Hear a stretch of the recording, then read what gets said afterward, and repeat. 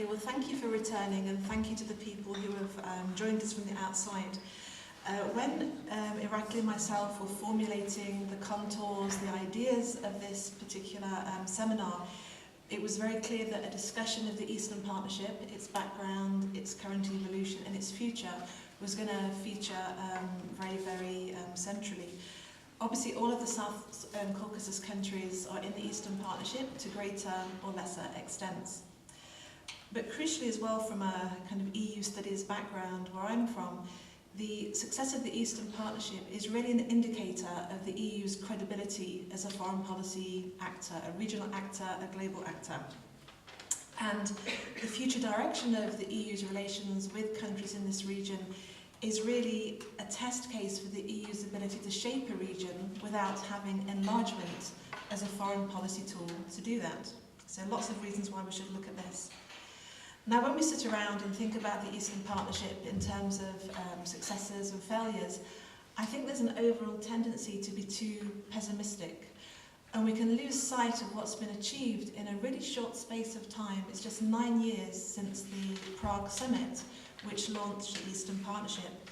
And in less than a decade, we have a number of visa-free regimes or visa facilitation and liberalisation en route. We have association agreements, which, as you know, are fairly big and heavy and far-reaching documents with big ambition.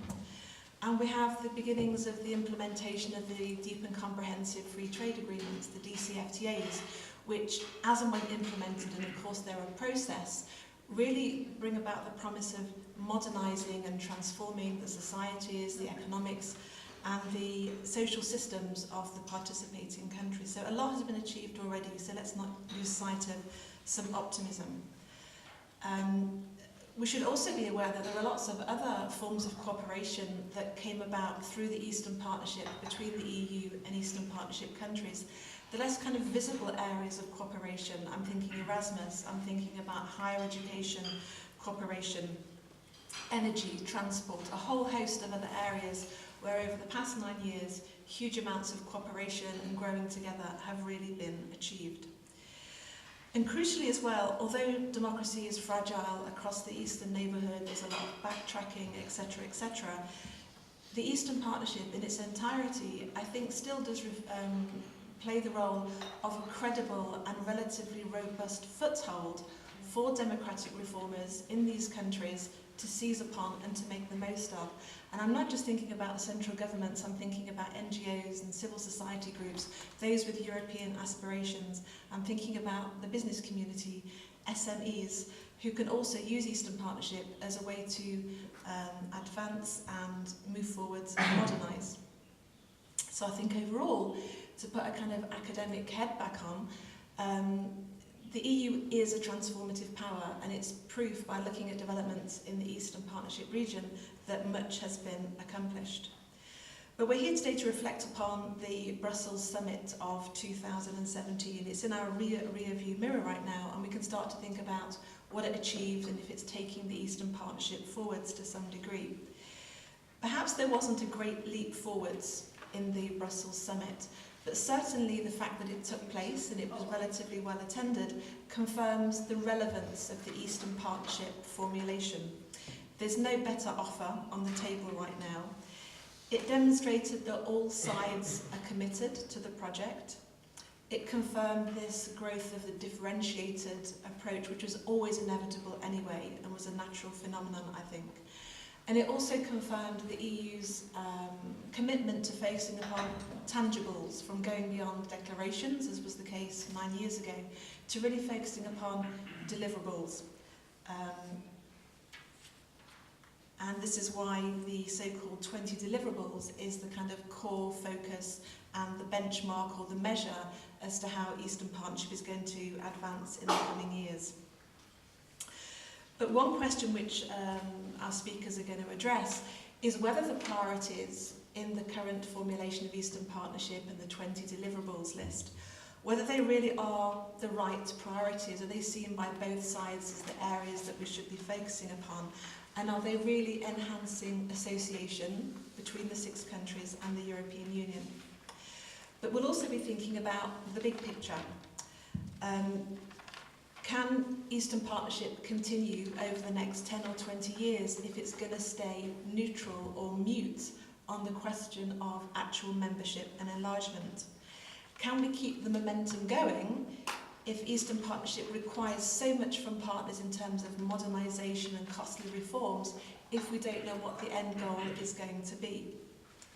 And let's not forget about the substantial roadblocks in the way, the barriers en route to the actual sustainable implementation of Eastern Partnership. The fact that if you look across the region, you've got instances of very deep state capture, institutionalised and everyday corruption, which really counter against the type of sustainable implementation that Eastern Partnership needs to be angled onto right now. I think we should also be mindful, and I say this partly in reflection from working at the College of Europe, where we sometimes tend to believe that the European Union is the only actor, the only institution playing a role in the Eastern neighbourhood. We have to be aware that it's an increasingly competitive neighbourhood. Russia obviously is one key actor, but China, the Gulf states, the US, these are all countries and states with stakes and with vested interests in the neighbourhood as well. So the EU is not the only actor. So that was all I wanted to say, and I'm going to pass on to my speakers, and you're going to hear now my slaughtering of the Georgian language with people's surnames. We have 3 speakers, all Georgian. I got a big deep breath in here. I'm going to introduce Ivan Chikvadze, who's from the Open Society Institute, Tamuna Kovziridze. Perfect. Thank you. I did some practice. I've got it phonetically here. Who is currently a think tanker, but was previously in charge of Georgia's negotiation on the DCFTA. And then we have Irakli Poshidze. Perfect. Who, as you know, is the Vice President of the Georgian Institute for Strategic Studies. So our speakers are going to speak for roughly 10-15 minutes because we want to allow plenty of time for discussion afterwards. So I'm going to hand on to Ivan, which we should pass this on. Yes, definitely, you can.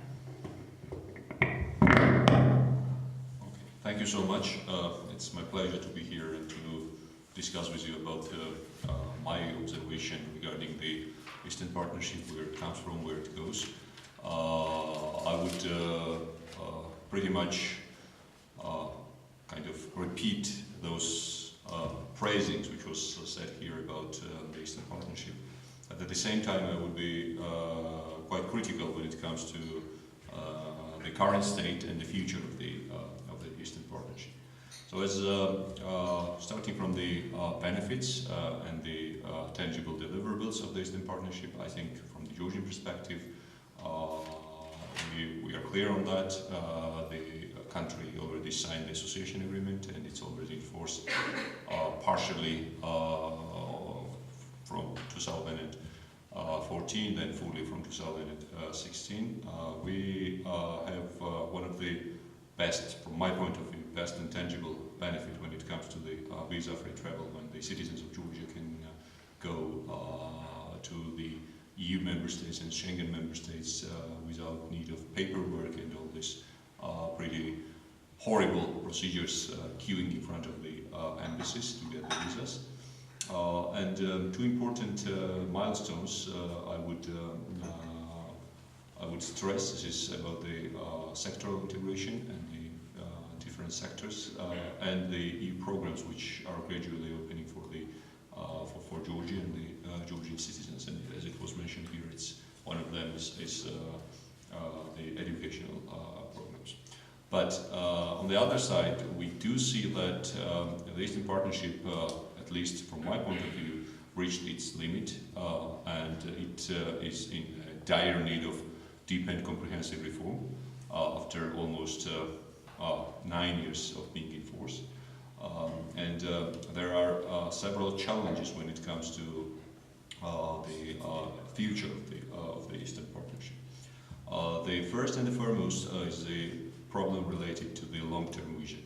And unfortunately, I don't see much on the EU side that there is a long-term vision when it comes to the Eastern Partnership or when it comes to the dealing of Eastern Partner countries. As it was mentioned here, there is also the lack of finalité at the end of the day. We don't don't see where this Eastern Partnership ends, or how this could be continued, and it means that it can be continued eternally, basically, and we can get the papers like we got at Brussels summit, which was, I think, pretty empty declaration about what should be next steps of Eastern Partnership. All the more, if we take the so-called white paper of Jean-Claude Juncker, which was published last year on the 1st of March 2017, we don't see much about the Eastern Partnership. This is about the scenarios of the European Union in 2025, and there is no word or no mentioning of the Eastern Partner countries there. So leave alone any future perspectives of these countries joining the European Union. So basically, we do see that the 6 countries, which more or less started together, or 5 of them at least, they are pretty much divided when it comes to the political affiliation, and also on the visa liberalization level. We see that 3 countries are front-runners: Ukraine, Georgia, Moldova, and the 3 others are remaining without having the visa-free travel on the table. So another challenge which is linked to the, generally speaking, EU-Georgia relations is that EU is pretty much inward-looking, as it was since 2004, I think. And there are pretty big issues which pushes it to be inward-looking. First is the Brexit, and it's pretty much busy with dealing all these negotiations. The second one was, and it's still on the table, it's about the asylum seeker crisis and the refugee crisis, generally speaking. And then there comes also the terrorism and these far-right groups, which are still there and which are gaining the momentum step by step. So because of that, in the European Union, the leaders of the European Union have either no time or the will to think deeply about the reforming the Eastern Partnership, or what should be the next steps of Eastern Partner countries and the EU relations. One of the challenges is also related to giving the European perspective to the Eastern Partner countries. The one, like similar one that was given to Western Balkan states back in 2003, which basically doesn't mean much, but it means that one day these countries, if they fulfill the criteria, will become the EU member countries, or some of them will become the EU member states. But on the other hand, I also have to criticize the Georgian side here, because we don't see much here in Tbilisi that there is deep and comprehensive thinking what should be the next steps of EU-Georgia relations. And there are several questions which I would raise here, which I think that Georgian government or Georgian authorities have to deal with. First is the main question mark regarding the next steps of EU-Georgia relations. Will Georgia, in case there is a new president, well, there will be definitely a new president in the European Commission, and what if that new president says the same words which was said by Mr. Juncker, that there won't be any further enlargement in the next 5 years? So what would be our strategy in case we are facing such a dilemma? The second issue would be about going further to the Georgia's eventual EU membership. Are we going to do this together with Moldova and Ukraine, or we are going to do it separately? So is it kind of regrouping, or we are doing it alone? I mean, of course, one has its advantages and disadvantages, and the second option also has its highs and lows. But the third question, which I think needs to be addressed, is about the implementation of the association agreement, because every time we are raising the question regarding the next steps of EU-Georgia relations, we hear the answer that next is implementation of the association agreement. So if we fulfill, and how long it would take us, it would take years to fulfill this the association agreement. Does it mean that we should wait until we are fully implementing the association agreement, and only after that we should think about what should be the next steps of EU-Georgia relations? The fourth point would be about what would be the proper situation, proper circumstances in Georgia and the European Union, I mean the political, economical circumstances, when Georgia would believe that it's a high time now to move forward and to think deeply about or thoroughly about Georgia's eventual EU membership. And last point is about whether should we try to invest our resources getting the membership perspective first, and only after that think about making any concrete steps, or we should try to even be bold and apply for the membership without having the membership perspective on the table. I think that these are the general ideas and question marks, which unfortunately, from my point of view, I don't see much answers from Georgian side. And the problem again is that there, neither on the EU side nor on Georgian side, there is no clear vision when it comes to future relations and the next steps. And my final point, as it was mentioned by and raised by moderator, was about deliverables 2020. I think that this is something more for the countries which have no association agreements, rather than say for Georgia, because if you read that document, you can find out there that one of the deliverables is ratification of the Istanbul Convention, and actually Georgia already ratified that convention. So I don't, and there are several. This is just one example, but there are several things like that. One thing which I really like there is establishment of the European School, which is supposed to take place here in Tbilisi pretty soon, and they already announced the accepting the application. So I think that that would be something tangible, but the rest, I'm afraid that there's not much to be expected there when it comes to the deliverable 2020. So I would stop here, and I would be happy to engage in dialogue and answer the question. Thank you so much. We're going to listen to all speakers first. Yes. And then offer out a discussion. So thank you,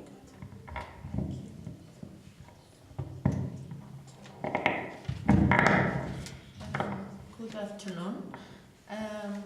So I'll try to continue and speak about Eastern Partnership more broadly, but my intervention will have a slightly different focus. So far we have talked about what is next and what perspective Eastern Partnership offers to the countries to which it applies, including Georgia, but also obviously others. There are no clear questions either on our side or on the side of the EU officials at the moment, right? So it's an open-end process, and there is no specifically determined end result or any specific timeline where we would say, okay, by then and there, is everything achieved? Should we move to the next stage? So it's not a process like that. We are engaged in an open-end process. Therefore, I would want to focus now on actually what is the benefit, cost, and results of what we already have, because this will also influence our future development, etc. And as someone who has led the negotiations on the free trade part of the association agreement, the so-called DCFTA, Deep and Comprehensive Free Trade Agreement, I want to emphasize that element of the Eastern Partnership because probably besides visa, it's one of the most concrete element of it. It's about trade, right? So, and I want to structure my intervention maybe around three main questions. So what is important about this project? Like, why is it important and what is important? What was the result so far? Because actually, even though the association agreement is in force since 2016, DCFTA applied provisionally. It's already almost 4 years, so a good time period maybe to draw like first results. And what result was actually to be expected? So did we get what we expected, or is there a reason to be over happy or maybe disappointed? So just like to draw some preliminary conclusions about how beneficial it was. Now to start with why it is important, I mean, Georgia always wanted free trade with the EU. We started these discussions in 2004. And even though back then there was more skepticism on the EU side and no readiness to engage in such a project with us, gradually this developed, and in 2014 we ended up having the agreement already in force since September.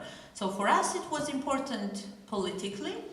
Having free trade with a partner country speaks a lot about your relationships strategically and politically as well. Countries that are not on good terms with each other don't sign comprehensive trade deals. You would probably have a hard time to find such examples worldwide, right? So it has its own political significance. It brings Georgia closer to the EU, and in principle free trade was very much in line with our philosophy and the vision of our economic policy. So Georgia's vision was actually to transform itself into a hub for trade, logistics, transport, tourism, etc.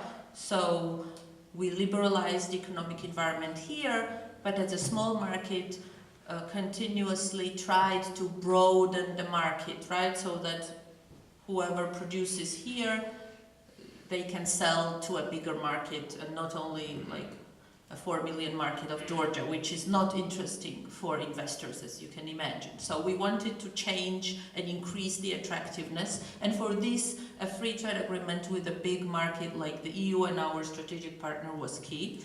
So that was important. It helped us generally to become closer to the EU. So we pushed very hard for it. Originally, we wanted a simple free trade agreement. Back then, the concept of DCFTA did not exist at all. And then it was invented by the EU in the framework of the Eastern Partnership. And why is it different from other agreements? Because it has the typical part on customs tariffs. And by the way, the EU-Georgia DCFTA is the only one the only trade agreement signed by the European Union that has no tariffs whatsoever. So it's completely free trade, and that's unique, because in all other agreements EU has some exceptions, tariff quotas and other types of restrictions. So that's one part of it, and there is a big, sometimes painful and comprehensive part. So that's the deep and comprehensive side of it, the non-tariff barrier part. And to put it very shortly, it actually means that we should bring our legislation in trade and economic area closer to the EU. We call it approximation of legislation. And the purpose is actually to integrate to the EU market and ultimately become so integrated that you are almost part of it. That sounds very good and useful, but it's a difficult process because the legislation drafted for the EU is obviously different. The countries there are at a different level of economic development, and it's a big market of 500 million. We are very small and a developing, emerging economy. So we have to introduce and absorb all those regulations that are sometimes very costly for government because it involves introducing new functions, new institutions, new obligations, and for the businesses because they have to comply with those regulations. So what we got at the end is an agreement that is different from a typical free trade agreement because of this deep and comprehensive part, and there are only 3 agreements in the world that are like that. It's EU-Georgia, EU-Ukraine, and EU-Moldova. There is no other such a comprehensive free trade agreement. Other countries conclude agreements, but one side does not bring its legislation actually closer to the other. And it has its good and bad sides. Ultimately, you will have a benefit, but there is a long road to get there. So this is, in a nutshell, what is DCFTA and what is the meaning of it and why originally Georgia thought it would be an important project. Now, the second question is, what result was actually expected originally? For me, and I think the team that worked on it when the process started, it was clear that the economic benefits would emerge only in the medium to long term. It's not an agreement which you conclude and suddenly your trade structure changes, it increases dramatically, your economy is booming and it grows. It's not like that. Several reasons for it. One, because it takes time for different sectors and for the economy to adjust. Probably a bigger and more important reason is that there are these non-tariff barriers to trade. So there are, for example, only in the food safety area, there are up to 300 regulations which Georgia needs to approximate with in the period of 10 years after the entry into force in 2014. So it's a lot of work. Unless this process is completed, there will be limited additional access of Georgian agricultural products to the EU market. Some things are already exported, some things have been exported for years, like wine, mineral waters, etc. But until there is a full integration in terms of trade, for example in this area, it will take years. And it's not typical for Georgia. Other countries have gone the same road. For example, even for some Eastern European and Baltic countries which were already members of the European Union, it took them years until they could freely trade with the other EU members in some products, especially agriculture, like meat and dairy products, because these non-tariff barriers are difficult to satisfy. The EU has to approve your product, say that they are safe, etc. I won't bother you with this. So because of all these elements, actually, it was understood that in the medium term, there would be maybe a positive impact, but nothing dramatic was expected, right? So there were some feasibility studies conducted. They said that in the short term, export would grow by 9%, GDP would grow as well, etc., etc. But, you know, these are just modeling exercises, and I'll come in a minute to what is the reality now. And this is probably an important question to ask. So what is the impact so far? And I will try to divide this impact in two parts. First is the purely economic impact on trade, etc. What is the impact and why it is the way it is? And then second element, is there any other broader impact that is maybe not yet expressed in figures or export growth, percentage rates, etc. If you look at trade dynamics after the entry into force of the DCFTA, there is a surprising picture, and this picture is somewhat different if you compare it with, let's say, Moldova or Ukraine.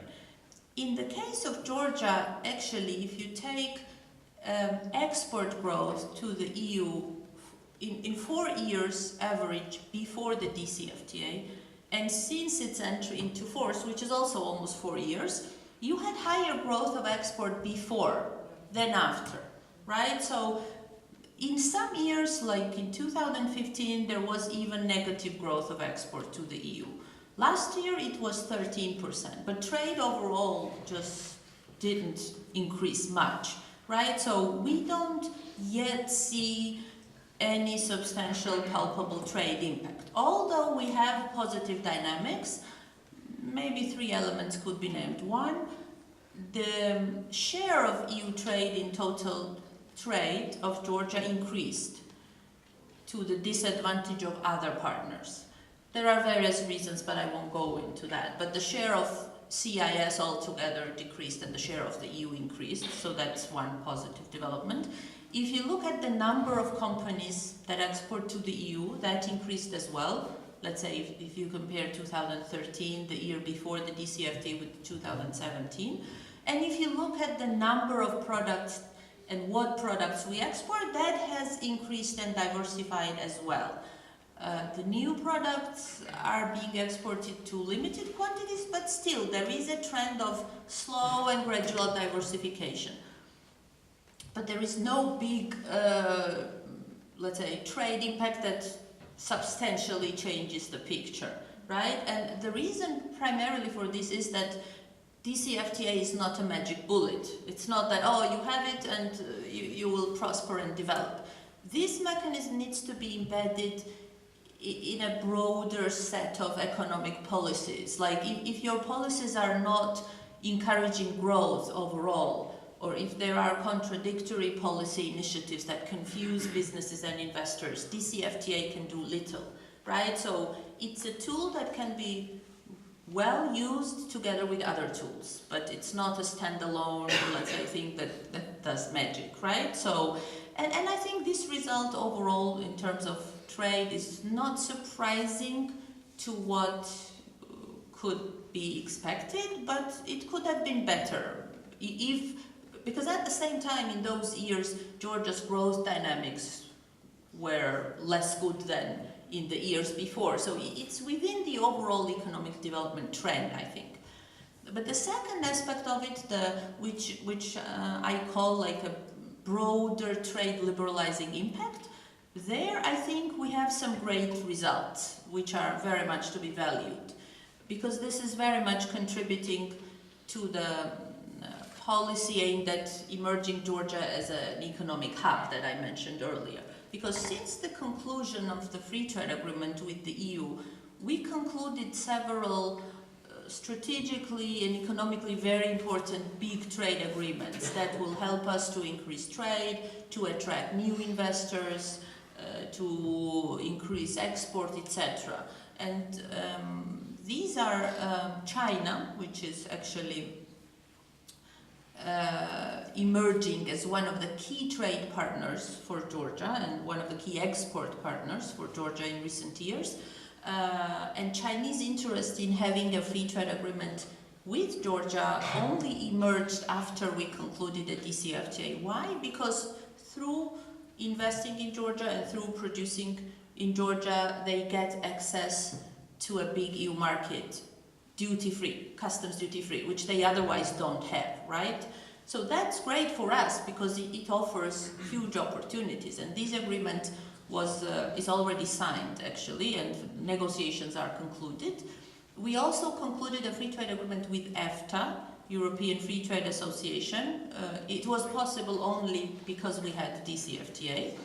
We also negotiated an agreement with Hong Kong, and currently Georgia is assessing feasibility of signing a free trade agreement with India, which is another big market offering another set of big opportunities for a country like us.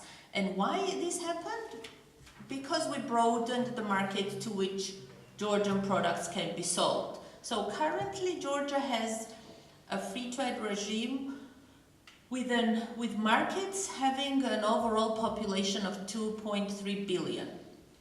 This includes all CIS countries, EU, EFTA, China, Hong Kong, and Turkey, very important as well, because it's our next door neighbor and an important trade partner. So this is actually probably so far in the first 3.5 years of implementation of DCFTA, the most important impact of it. Because without it, it wouldn't have been possible. And I think thanks to those opportunities, I mean, they will definitely contribute, if used well, to growth and export to the EU, but also to other markets. So maybe I should stop here. There are plenty of other aspects to be covered. This agreement is very long with lots of chapters and annexes, and lots of other elements of its impact and cost and benefit, but maybe we can address it during the Q&A session. Thank you. Yeah, let's complete the panelist discussion, then we can go to the Q&A, okay? So I think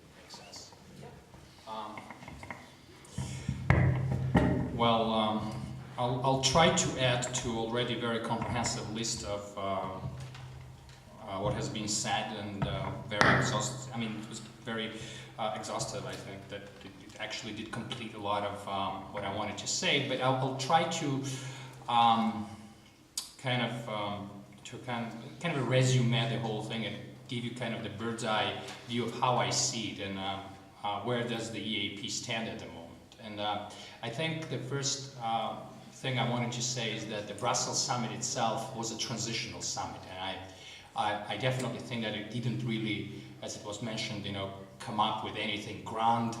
It was very much about kind of having the inertia and continuing, kind of having this continuity as a defining, let's say, accent to the entire exercise.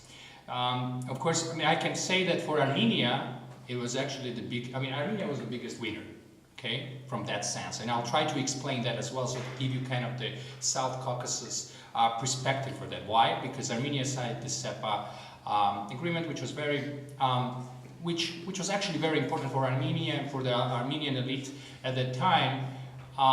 But what it also created for the EAP is actually a new formula, because before that it was understood to be 3 + 3, now it's understood to be 3 + 1 + 2 in a way. Okay, so it's interesting in terms of kind of having where are we going? I mean, what's kind of the internal dynamic inside the EAP? But apart from that, I think the biggest question that has to be asked right now is what is going to be the political logic of EAP? As it was rightly mentioned, I mean, where are we going? What is it going to be? I mean, who is going to be injecting that political logic into the process? Because most of the processes, as it was rightly explained, DCFTA and other things, they produce results not now, not maybe even tomorrow, maybe the day after tomorrow. So there is always a necessity for a political logic attached to any process, especially the process that we are part of right now. And of course, we can talk about a lot of benefits. And one thing I can definitely talk about is the opportunities. I think that the biggest, the lure of the EAP is the opportunities attached to it. It gives you opportunities. It's up to you to take it up or not, but I think that's a key word. It gives you an opportunity to trade better if you are ready. As it turns out, not many countries, including Georgia, are not really ready to trade to the full extent. And there are many reasons, and I can talk about it as well.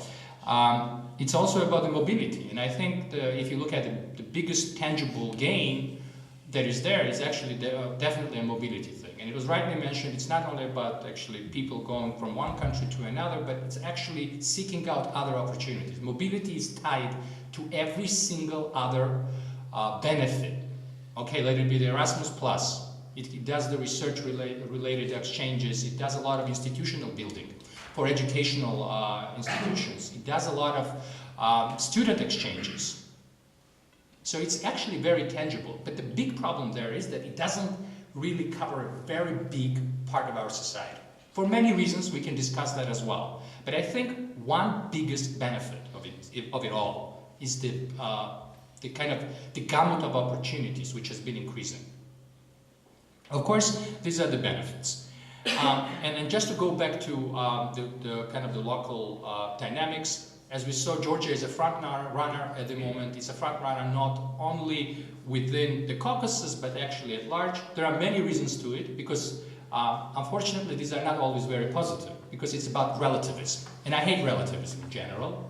But what is happening is that if you compare to other countries in the EAP, we are doing a bit better. Okay? But of course, if you consider Georgia individually as a standalone case, well, we have a long way to go. And there are many reasons for that. I'll explain. Well, let's move to Armenia. As I said, Armenia has gained the most politically from the previous summit. I think it was an opportunity for the Armenian elite to show to the public that, you know what, in spite of all the problems that we had 2 years ago, things have been improving because now we are going to be having a new agreement with the EU, which was very important for showing that there is a dynamic, apart from the dynamic which exists along the lines of having a very deep cooperation with Russia. So it was, nowadays, the Armenian foreign policy mantra has been following a multi-vector policy. So it's not only about Russia, but it's also about the EU. So it has been kind of very deeply rooted sense that, you know, Armenia is trying to diversify its foreign policy direction. But actually, this is very much a limited understanding of the SEPA, the way it was concluded, because SEPA is very much dependent on the way the Armenian elite is going to be taking it forward. Why? Because Armenia is part of EU, if you know the Eurasian Economic Union, and that particular agreement is actually tying the hands in many different ways in order to actually try to fully reap the benefits of any comprehensive, all the tools that are provided through the SEPA. So it will actually depend a lot on the implementation path. And we'll have to see how that is going to be implemented, but I think it served the right purpose for the government in Armenia, just showing how important it was actually to diversify away or create that perception that we are not solely dependent on Russia. And then we have Azerbaijan, of course. And Azerbaijan has been largely disinterested about the approximation as such. I'm not even talking about the integration, because of many reasons, but Azerbaijani elite is not particularly interested about getting closer to EU. There are many reasons to it. And the only milestone that they're seeing right now is actually having a very practical but also a pragmatic cooperation where they can actually take the most from the opportunities gamut that we've been talking about, but the readiness is not really high to commit. And I think there is the big deficit of commitment from both sides. So this distrust has been something which has been guiding this process. So the next big thing is going to be about the conclusion of the new agreement, which has been discussed actually very recently in Brussels in February. So there are, and Armenia as well is interested about two major parts of the whole thing. Right now, of course, it's the whatever has been provided by SEPA, but also it's about the aviation agreement. You've heard about it. Also the same with Azerbaijan. It's also about the visa-free. So they all want to start the negotiations on that and actually to progress on that. So that's kind of in a nutshell where we stand there. But like just going back to the logic and how I see the challenges and how I see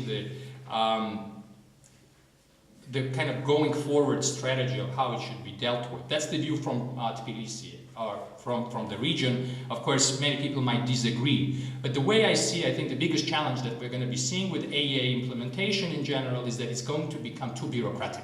It is already too bureaucratic, okay? 2020, we also have the kind of the agendas. Georgia has a 2017-2020 agenda now with the EU. Yeah, this is a kind of an action plan. We're going to be going forward with it. There's going to be a meeting twice a year. People will be meeting, exchanging good praise, etc., but in the end, well, the problem is going to be the political logic, once again. Is it going to be devoid of political endgame? What is going to be the end? The other problem is the managing of expectations. Biggest problem is actually the asymmetry between what it can deliver in the short to mid-term and what is going to be the perception of it. There's rightly mentioned, and we have discussed it in the other cases, but the perception is going to play a big role. And of course, there's going to be a big part. How does the government or governments will manage this kind of perception game or the expectation game, both here in Tbilisi as well as in Brussels, because it's a two-way street. The other big problem that I see is actually being ready to take all those opportunities and actually use them. Because as we saw, the sectoral readiness or the readiness which is there, you know, even here, like, we have done a lot of reforms, you know, we've been like a phase of transformation, institutional building, etc. But I mean, what we see is that the sectoral readiness to get the most out of the fruits of what can be actually delivered is very limited. There are many reasons to that. It's about knowledge, it's about capacity, it's about communication, it's about skills. It's about many things. It's not only about wishful thinking that today I want to export to the market and tomorrow I'll achieve it. I mean, it's a really very fatiguing and exhausting process in itself. The other problem is actually measuring success or whatever there is. I mean, how do you really measure success inside the EAP? What are those criteria that you measure? In spite of the fact that you have those benchmarks, it's still very difficult. Well, I can tell you right away, I mean, you can talk and you can have arguments, qualitative arguments that, yes, this country is doing better, the other country is doing less so. But in general, there is a big problem of measuring success or the failure, if you wish. So I think that's going to be another big problem. And I'll end with another challenge or the weakness that I see is the lack of leadership. On both sides. It was rightly mentioned by one that, I mean, there is a big deficit of vision. There are many reasons to it, and we can discuss it, the international context, the other problems, the emergence of identity politics, domestic political considerations, and also lack of incentives for the local elites to continue with transformations, including in Georgia. So what we are having is actually a lack of leadership. I call it a political hibernation period. People are hibernating. Just the mind is somewhere else. You actually have also a qualitatively different leadership. Let's be very frank. You don't have these figures who can, create these grand visions, unite, create the feeling that we have a way to go. So I'll try to give you a few more points about how to move forward, in my opinion, which might be very subjective, of course, as everything I have said before. But I think in order to inject some political logic into where we are and where we should be going from A to B, I think we need a political endgame. And it has to be defined. It's ambitious. I know some of you already have expressed a lot of suspicion about EAP being just a kind of a very different path to membership, a potential membership, or not. But I think the whole logic, it shouldn't be about an ultimate membership as such. It shouldn't be, but it should be the acknowledgement of a membership perspective. These are two very different things. Membership itself, but the membership perspective. So I think the Brussels has to understand that in order to resuscitate the project itself, you need a new political logic, which can be resuscitated by a political end goal. And this is the membership, recognition and acknowledgement that the membership perspective is necessary. Why? Because it creates the right carrot, but also a stick for the local elites. Because local elites, as I said, have very limited incentives to continue transformations. They're stuck. They're not particularly interested about that. It's about survival, staying in power, and other political instincts which are always there. The other thing is that I think there has to be a graduation formula. I mean, it's tied to what I've been talking here.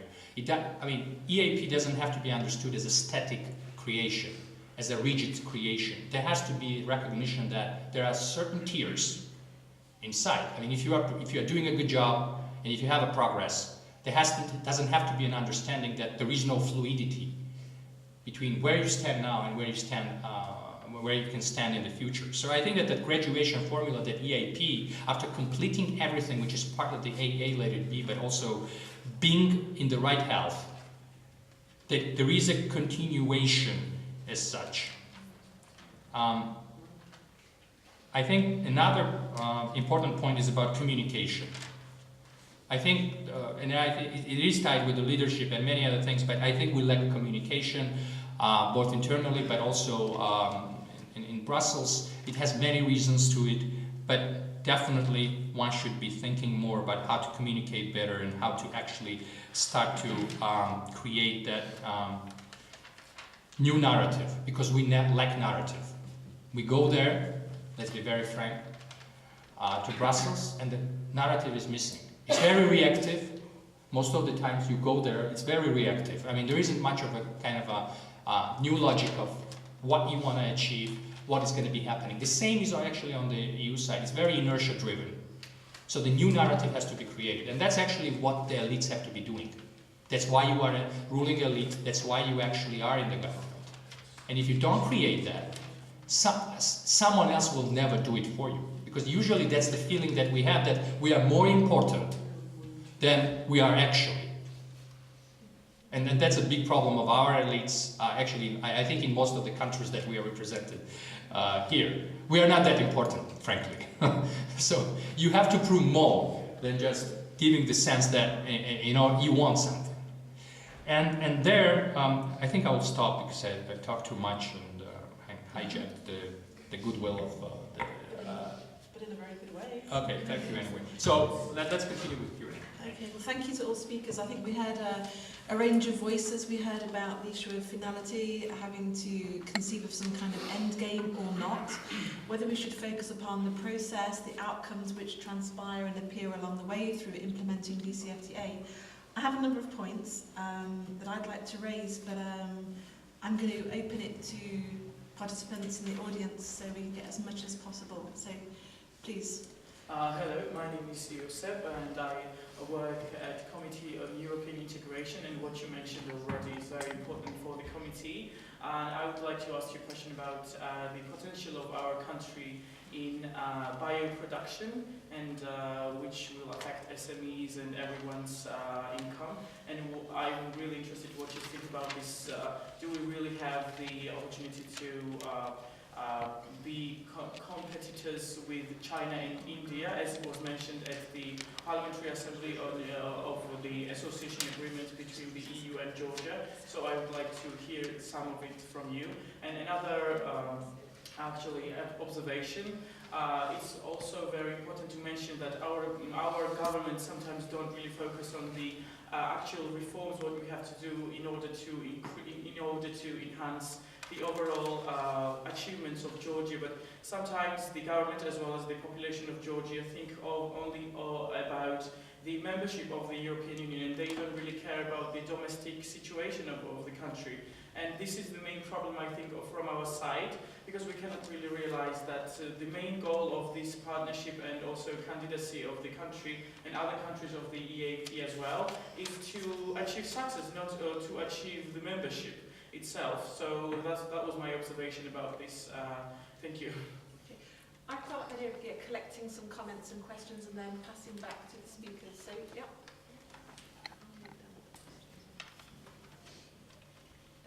First of all, distinguished panelists, thank you for your interventions.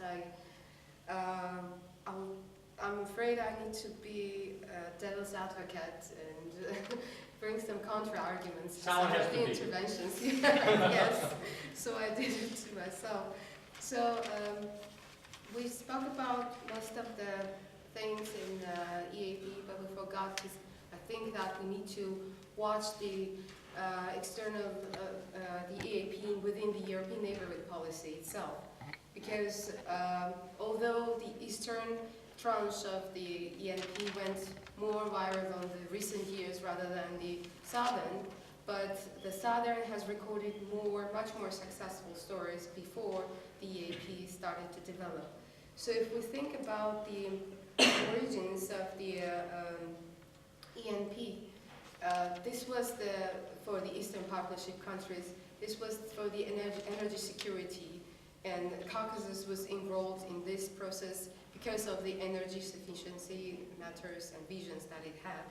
And in this regard, I would disagree with Irakli, who mentioned that Azerbaijan is not interested in this regard. And if we see the Chinese project, which was called One Belt, One Road, this is a developing project and it has an aspect of energy security, and the European Union is very much interested in this regard and is considering the fact of engagement of Turkmenistan, Azerbaijan, Georgia, Armenia, and Turkey in this regard.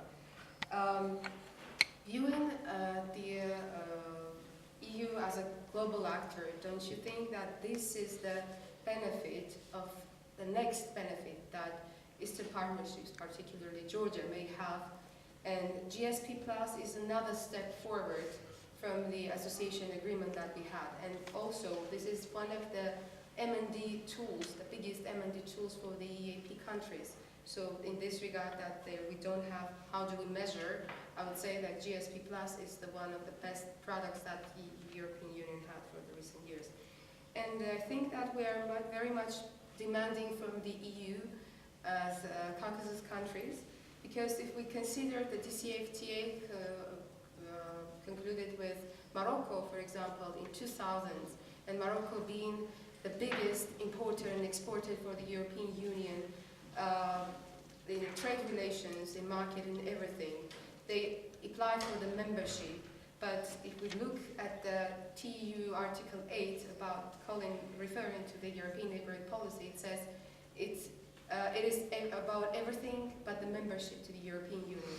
So Morocco, Tunisia, and the rest of the southern countries, southern neighborhood countries, were proofs that ENP can go further with the more sincere economic ties, relations, but not the membership itself.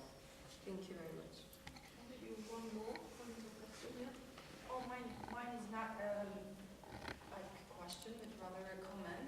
I'd like us to highlight the fact that the Brussels summit generally was a success in terms of highlighting EU's differentiated approach, a shift to a differentiated approach, where from the very beginning a bunch of Eastern neighbors were put into one project despite their drastic difference in foreign policy orientation, even if we take the example of Armenia and Georgia.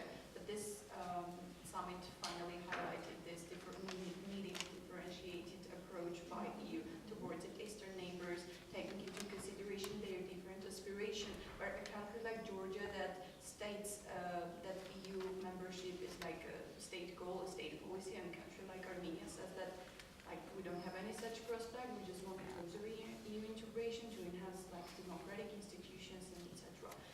And as a question, I'm wondering if there is no EU membership perspective in the near future by EU to Georgia, wouldn't this give rise to Euroscepticism among general Georgian public when you don't know where you are going? And also, does the average Georgian citizen identify himself as a European, or this is just a state policy driven by the respective Georgian government since the revolution?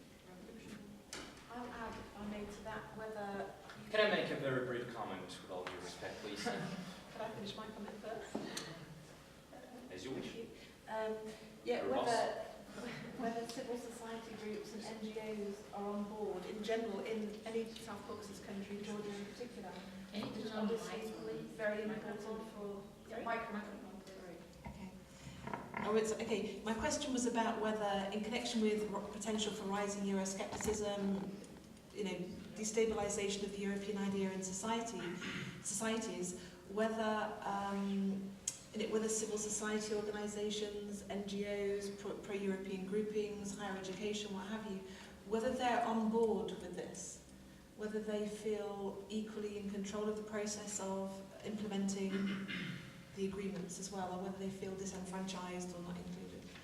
Do you have any particular specific group in mind, or just in general? Civil society groups, those who might align themselves with Europeanisation, broadly speaking. Okay. Yeah. So we gathered quite a few. Go on, you give your point as well. May I? Yeah. Well, thank you so much. No, well, actually, it's about SEPA.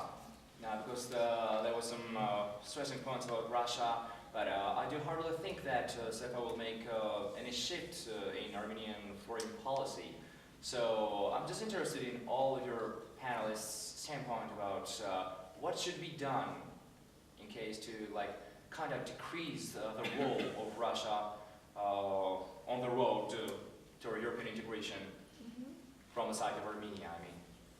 Okay, so we collected quite A few points. So let me pass to Ivan to maybe respond to that selection of issues. Yeah, sure. I'll do my best.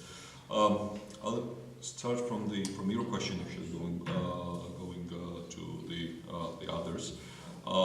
Whether we are on board or not, I would say yes, at certain stage or to a certain level. When I say yes, it's that the civil society organizations are regularly invited to provide comments and suggestions on the annual action plans of the implementation of the association agreement. I cannot say that all of those recommendations are taken into consideration or reflected at the end of the day, especially those which are linked to the judiciary and fight against high-level corruption. It's pretty tricky to convince the government to take measures or even to confess that there is an increased level of high-level corruption here in Georgia. They deny that. When it comes to the involvement of and you already mentioned the association agenda 2017 to 2020, I have to say that the civil society organizations were on board, and it happened first ever in the history, I think, of EU-Georgia relations, when civil society organizations were, I wouldn't say invited, where they forced the government to be on board while this document was negotiated. This is politically binding document. It's not legally one, of course.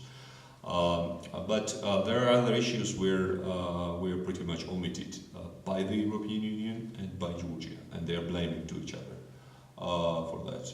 One is as you know, there is joint institutions established under the association agreement. This is Association Council and Association Committees. And we have no clue what kind of decisions are made at that meetings. And we asked for the protocols of those meetings, and the Georgian government said that this is the European Union who is saying that we should not disclose it for you, and the European Union says that this is the Georgian government who is making that decision, so this is not us. Another one is the Human Rights Dialogue, which is going to take place pretty soon, on the 25th of April in Brussels. And we, of course, we are consulted before the meeting, but we have no idea whether those issues which we raised before the meetings are discussed actually at that meeting. So it's like, it's yes and no to your question.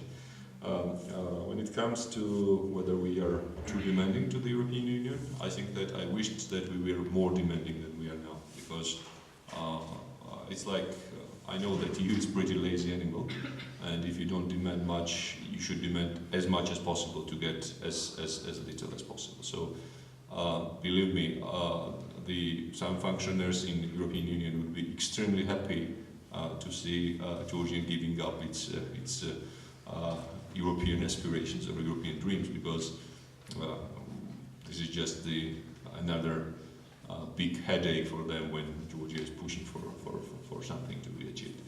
About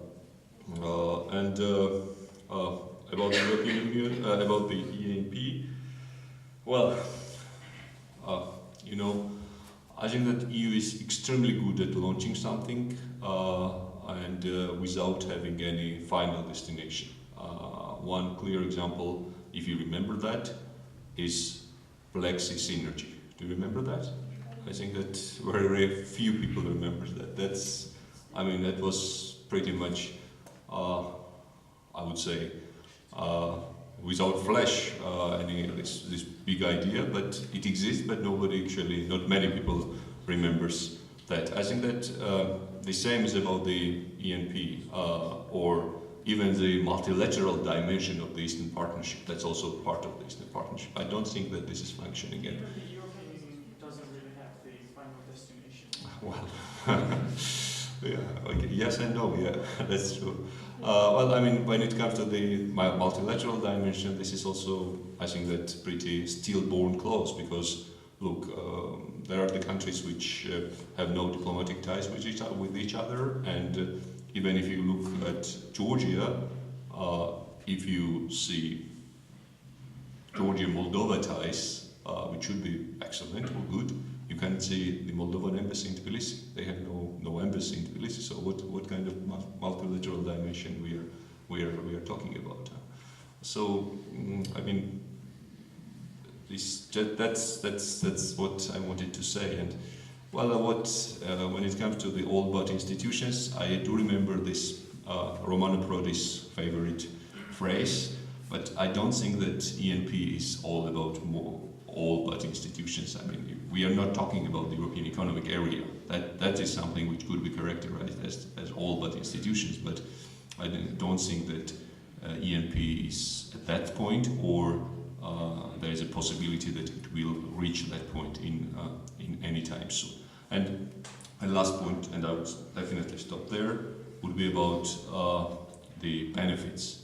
I don't think that we should link all the benefits to the association or to the Eastern Partnership, like all EU integration process, etc. Like if we take, say, two things, GSP plus or visa liberalization, this is not something which is unique and which is only linked to the Eastern Partnership. I mean, there are a lot of countries in Pacific region which are having the visa liberalization, or there are a lot of countries in the globe who, or dozens at least, who have the GSP plus. So this is not kind of unique case when it comes to the Eastern Partnership, and we should not directly link these to Eastern Partnership. Thank you.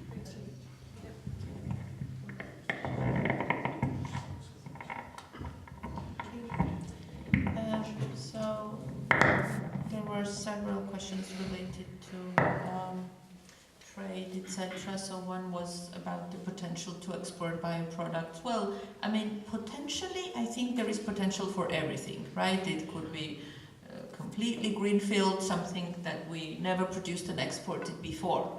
So yes, there is potential, but for agricultural bioproducts specifically, I mean, I don't think we have a huge scale there, right? I mean, it could be a relatively small quantity of some quality products that satisfy the safety requirements at the end of the day. To what extent they compete on the market in terms of consumer preferences or quality, that's completely beyond the regulation or requirement of DCFTA, that's market, right? So yes, I mean, why not? But I wouldn't have the attitude that yes, the bioproducts will save Georgia or export of those products and we can achieve big successes and, let's say, be on all markets. No, probably not. That will be challenging because there are similar products produced in the EU and consumers are familiar with them and you have to compete, right? So that's one. But on the other hand, I see potential for everything. Like, I will give you an example. When we concluded a free trade agreement with Turkey, it was not the type of agreement we have with the EU. It's not deep and comprehensive. It's just about tariffs and the general WTO obligations. And even with tariffs, it has substantial exceptions, primarily because Turkey is a very closed market that protects its own production. So there are tariff quotas, there are exceptions from free trade regime. Yeah, originally there were questions like what benefit can it bring? And one of the very visible benefits of this agreement is that Turkish textile producers are now investing in Georgia, producing here and exporting to Turkey or to other markets. So actually export of textile from Georgia and production of textile and apparel has grown quite substantially, and 70% of it is exported back to Turkey. So this is also something that, I mean, Georgia has never been a traditional producer of textile products, like some people have perception about agriculture, right? But still, it's something that works well. So I would avoid to think in terms of some predetermined opportunities or something that we have had before and therefore we have to have it now, right? Not in those terms. Regarding the neighborhood, there was a question about southern neighborhood and how much more successful it was. Actually, a comment on DCFTA. Southern neighborhood countries don't have DCFTAs. They do have association agreements, they have trade parts, but it's something similar to simple free trade. Actually, Morocco and Tunisia have ongoing negotiations on DCFTA now, and they don't go very smoothly. So you seem to disagree, but this is actually the process that is ongoing. And they are, as far as I have myself communicated with some of the stakeholders there, including government or businesses in some of those countries, I mean, their policy is not so much free market, free trade as, let's say, Georgia. So we were, our tariff offers to the EU was actually one sentence. We offer zero tariff on all. And their policy is they still want to protect their own market for right or wrong reasons. I won't go into that discussion here. So these negotiations are not easy. in that regard, and therefore the processes are not yet finalized, so they don't have this type of comprehensive trade agreements. I mean, I'm not saying that it's the right choice for every country. For some countries it might not be the right choice because they might not want to bear the legislative approximation burden at that particular moment of their development. That's a choice. I'm just saying that they are still in this process, which is not completed. Okay, thank you. Sorry, can you also state your opinion about my observation about the actual goal of the government, which sometimes is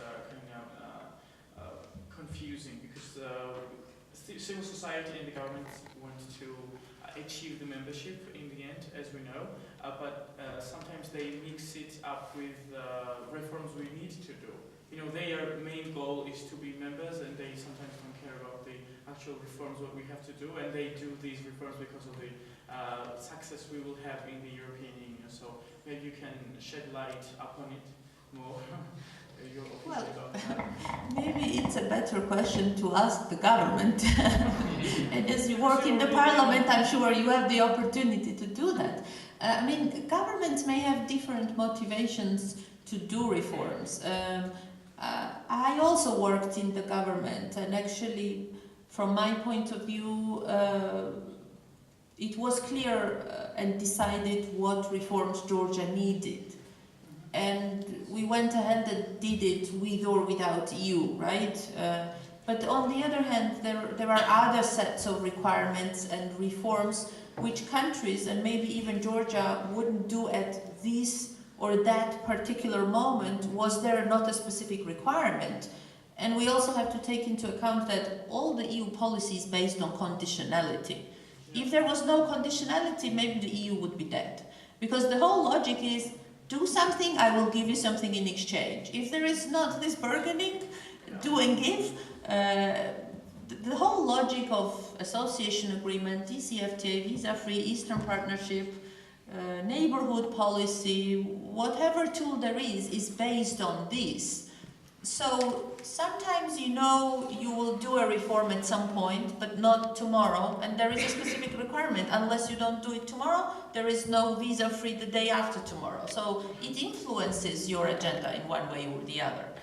And that's in all countries that deal with the EU, because this is the way they formulate policy. Like when we finally decided that we would have a DCFTA with the EU, we were very happy because it was a long process of, you know, back and forth, and then all of a sudden we received a document which was preconditions to start the negotiations on the DCFTA, and that was 27 pages of just requirements to adopt laws, create institutions, draft strategies, some action plans, do specific amendments here and there. So maybe we would do these things at some point, but not in that speed and not that quickly. But unless we did it, there was no start of the process. So that's the nature of the of the process. Sometimes there is no strong, let's say, logic, or it's difficult to defend it, but that's how it works. And then you have to fight a little bit and try to convince. It's not entirely take it or leave it, those preconditions or whatever you receive as the to-do list, but it's a hard bargaining and negotiating process most of the times. Do you want to remark on what was said, or No, should I just have a kind of a remark concerning the SEPA and what's about the relationship of Armenia and Russia. Just to bring an example of Moldova and the recent elections result, recent election results of the pro-Russian president in Moldova, Duda, and this was the explicit Dodon, yeah, the explicit example of elections. Moldova is one of the most pro-European countries, although Georgia replaced it as the best student in recent years. But even with this even with this tendency that Moldova has, the bilateral relationship between the countries and the relationship between the European Union and Moldova didn't hinder the process. And as a matter of fact, a pro-Russian president was selected. elected in 2016-17. So I think that we need to understand the power politics for the moment in the region. We shouldn't be comparing the powers to each other. And Russia itself has a privileged partnership to the European Union. And for the European Union itself, there is no goal of removing the, well, to reduce but not to remove the Russian influence in the region, because it's obvious that in the post-Soviet countries it's nearly impossible. Should I answer, or can I? Or? Yes. Thank you. Anyway, just to go back to some of the questions. I think I didn't explain the right way. I didn't say that Azerbaijan doesn't want to take up some of the opportunities. What I said was that Azerbaijan was disinterested to go on the path of political approximation or association, and they had less incentive to go in that direction. But what I said was that they are interested about pragmatic and practical cooperation. And pragmatic and practical cooperation, of course, does overlap with the purpose of and the goal of increasing their energy supplies to other markets. That's one point. When it comes to EAP not being a kind of a membership vehicle, I think that's kind of a logical policy that we are all trying to kind of embrace sometimes. I personally don't think that the whole practice of being in EAP should be only about the membership. And I think that's a big problem, because most of the people are talking about the end goal without really seeing the fruits of why you are doing that. You are doing it for your own sake, okay? So I think that the whole argument and the whole debate sometimes is getting, I call it kind of with a very narrow focus. So we are not really trying to see the big picture. But also, if you look at the EAP as such, I wouldn't be so convinced that it doesn't at certain point become a membership-driven enterprise, vehicle, let's call it. Why? Because nothing is fixed in politics. And it's always about a political decision. Okay, always. I mean, we've been talking about the expansion of, let it be EU, NATO, in many different expansion waves. And in all of those cases, if you ask all those countries that have been part of that process, you will see that they could have never imagined that 10 years before their accession, they would have been part of any of these blocks. So I think the politics is the art of possible, once again. So let's, that's the way I look at it. There was also a question, not a question, but a comment about the differentiation. Let's be very frank. If you look at EAP, the differentiation has been a very intrinsic feature of EAP from the very point. From the very beginning, actually, it was just a platform, a framework of cooperation. It's never intended, no one really had I'm pretty sure that no one was so naive to believe that every single country there would have a very similar national interests, and then every similar pursuit of those interests. I think the very sense of differentiation in Brussels, let it be, or everywhere, it has always been the case, and there has been a very different calibrated expectation from many countries. Of course, there are people, let it be in Commission or elsewhere, who are trying to exploit it, because they're trying to kind of create a defensive shield against the progress that is not going to be achievable in a short to mid-term, because not many things are there. But I personally have the argument that differentiation has long been already a guiding principle there. That's, of course, you might say that was the open statement maybe, and that was kind of the logic of the whole thing, but I think that was the sense that was part of everyone's thinking for quite some time. There was also a question from you about what happens if the membership perspective is not embraced by the opinion makers, and how things are going to go.